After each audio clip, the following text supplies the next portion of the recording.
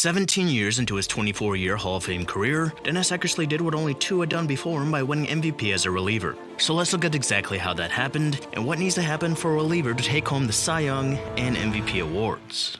Totally sports-esque. Major League. While Dennis Eckersley is most known for his days as a closer, like many relief pitchers, he started out as a starter.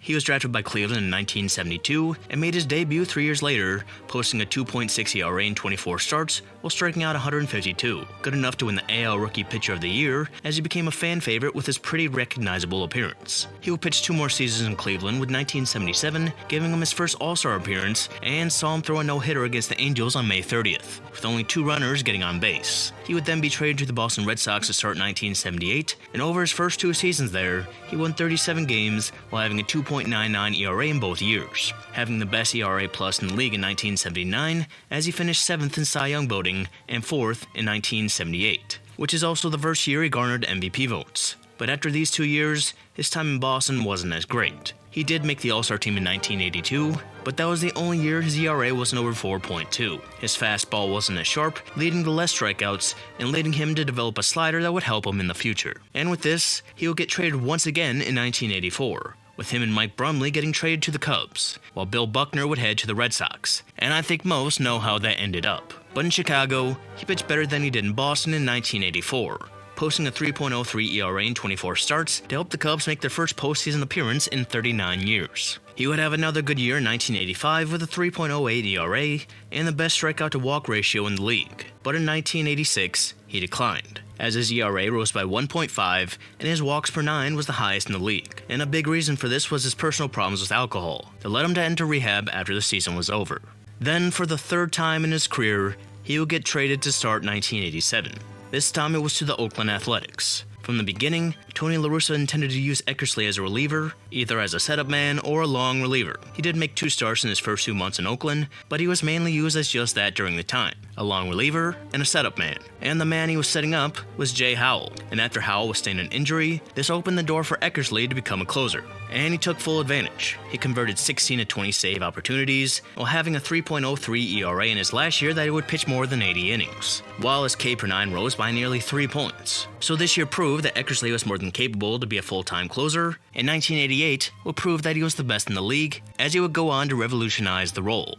Eckersley didn't give up a run in his first 13 appearances, and after giving up 5 in his 14th appearance, 19 of his next 20 appearances would be scoreless. He would end the year with a 2.35 ERA in 73 innings, while leading the league in saves, as he finished 2nd in Cy Young voting and 5th in MVP voting, while winning the Roy Lades Relief Man Award. Obviously, the most memorable moment from the year involving Eckersley was the walk-off home run he gave up to Kirk Gibson in Game 1 of the World Series, which led to him coining the walk-off home run term to describe the moment. But the following year, he would help the A's finish the job by throwing the final pitch of the A's most recent and very likely last World Series in Oakland. In a year he threw less innings, but still had a 1.56 ERA while receiving MVP and Cy Young votes again. And while 1992 would be his most notable year, as we'll find out with the MVP attached to him, 1990 was the best year of his career and arguably the greatest year a relief pitcher's ever had. Eckersley made the All-Star team, and at the All-Star break, he had only given up 2 earned runs in 40 innings, giving him an ERA of .45 while converting 30 of his 31 save chances. And this will continue in the second half. He was actually worse in the second half with an ERA of .82, while he converted 18 of his 19 save opportunities,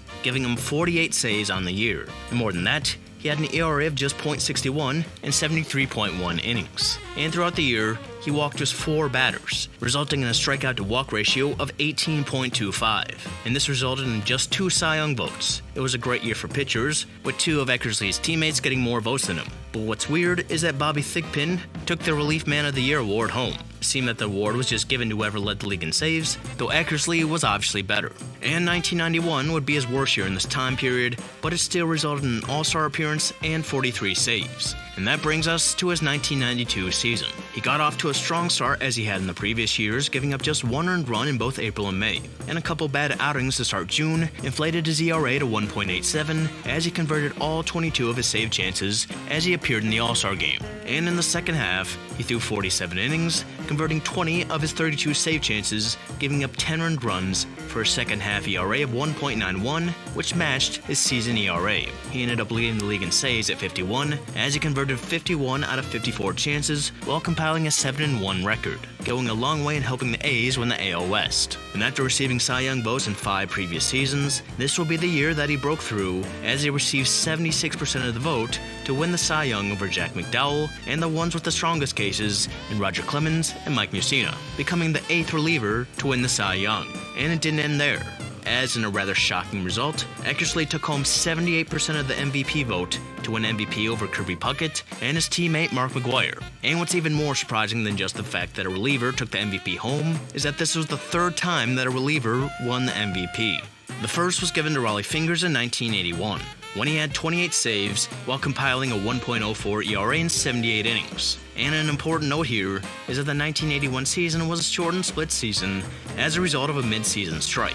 He probably deserved to win the Cy Young, but as for MVP, it's hard to say he deserved it even in a shortened season. Rickey Henderson and Dwight Evans both had a 6.7 WAR, as Evans led an OPS and Henderson stole 56 bases in 108 games. So it's easy to see why this is still very debatable. But the second one is even more debatable, as Willie Hernandez took home the MVP in 1984. Compared to Eckersley in 1992, Hernandez pitched way more innings, compiling a 1.92 ERA while saving 32 games. And even in a year where Burt Blyleven and Dave Stieb compiled a 7 WAR starters, the top 2 in Cy Young voting were relievers, as Dan Quisenberry finished 2nd and even finished 3rd in MVP voting, both finishing ahead of Eddie Murray, who led the league in on-base percentage while playing all 162 games. And what's wild in this vote was Cal Ripken led the league in WAR at 10 and finished 27th in MVP voting, with just 1 vote. But bringing up WAR doesn't do much to explain why the voters voted this way. There was not a chance any of the voters in this time were thinking about WAR, or the WAR in 1776 that they served in.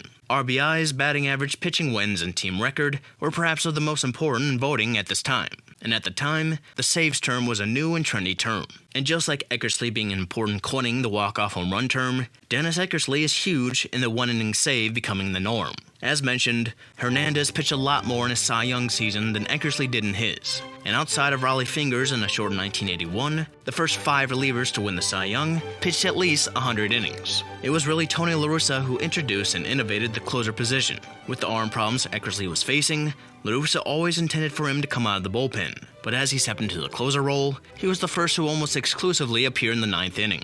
Considering how good the Oakland A's were in this time, they would often take huge leads, and La Russa said there was no need to overwork a closer. This also gave them the advantage of having other teams face Eckersley less, and considering how good he was in this role, teams began to take suit, meaning they pressed Control-Alt-C on this 9th inning closer strategy. In the 1970s, closers made their appearance at the start of the 9th inning just 10% of the time. By 2004, it was 2/3 of the time. Now, it's very rare to see a closer not make their appearance at the start of the 9th. For 3 relievers to win MVP in the span of 11 seasons, then it takes the right circumstances in terms of other candidates and voters. At this point, it's hard to believe that the role of the closer was a brand new thing just a few decades ago, and with new terms like saves, holds, and blown saves, it almost seemed to trick the voters. And if voters put this much value into closers, then it makes sense that all 3 of the relievers to win MVP were on first place teams. Although it's hard to say if any of these 3 were even the most valuable on their team, let alone the entire league. And these decisions to name a closer MVP or even a Cy Young become controversial when thinking about the lack of innings they throw compared to starters, and if they perhaps took an MVP or Cy Young away from someone, such as Rickey Henderson possibly getting his first MVP in 1981, or Kirby Puckett becoming an MVP in 1992 after hitting .329 while leading position players in WAR. And when he was later asked if he deserved this award, Dennis Eckersley would say, "No, but I'm not giving it back." And as of now, he's the last reliever to win MVP, something that we'll probably never see again, considering the shift in narrative. And we may never see a reliever win the Cy Young again. And you have to look at the fact that Zach Britton had a .54 ERA in 2016 and finished 4th in Cy Young voting. It would take a weak year for starting pitchers for it to happen, and an incredible year for a closer, such as Eric Gagne in 2003, who was the most recent and the only reliever to win the Cy Young after Eckersley did in 1992. And you can watch my video about his year and his insane 84 consecutive saves, something that may have given him the MVP in the time where real athletes played the game.